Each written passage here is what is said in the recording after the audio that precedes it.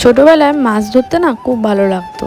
আমার মা কিন্তু আমাকে মাছ কাটতে কোনো সময় দিত না। মা বলতো তুই পারবি না ছেড়ে দে। কিন্তু এখন বিয়ের পর আমি কিন্তু সব কিছু শিখে গেছি। সত্যি এই কই মাছ কিন্তু দেখতে খুব ভালো লাগতো। আমি কাটতে কোনোদিনও পারতাম না, কিন্তু আমার মনে হতো যে আমি মনে হয় কাটতে পারবো, কিন্তু মা কোনো সময় দিত না আমাকে কাটতে।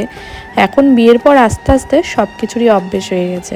এই কই মাছটা প্রথমে কাটতে গিয়ে হাতটা অনেকটাই কেটে গেছে, এতটাই কেটে গেছিল, জ্বালা করছিল, কিন্তু কিছু করার নেই, মাছগুলো যেহেতু ধরছি কাটতে তো হবেই। আমার পাপা হওয়ার আগে আমি সবসময় ছোট মাছ কাটতাম, কিন্তু এখন যখন পাপা হয়েছে ও একটু ডিস্টার্ব করে দেখে আমি ছোট মাছ কাটি না, মাই কাটে, মানে আমার শাশুড়ি মা। এখন আস্তে আস্তে সব কাজই করতে পারি ওকে নিয়ে, ও আমার সাথেই সবসময় থাকে আর ও আমার মতনই। আমিও যখন ছোটবেলায় আমার মা মাছ কাটতো আমি মার পাশে বসে থেকে দেখতাম। আমার ছেলেও ঠিক আমার মতনই। একটা কথা আছে না, কাটা খায় নুনের ছিটা দেওয়া, সত্যি কাটা খায় যদি নুনের ছিটা পড়ে না তাহলে কাটা কাটা অনেকটা ঠিক হয়ে যায়। এই মাছটা কাটতে গিয়ে কিন্তু আমার হাতটা অনেকটা কেটে গেছে। যখন আমি নুন ধরছিলাম তখন একটু জ্বালা করছিল, কিন্তু পরক্ষণে রক্ত পড়াটা বন্ধ হয়ে গেছিল। আর যাই হোক, মাছগুলো কিন্তু কেটেই ফেললাম।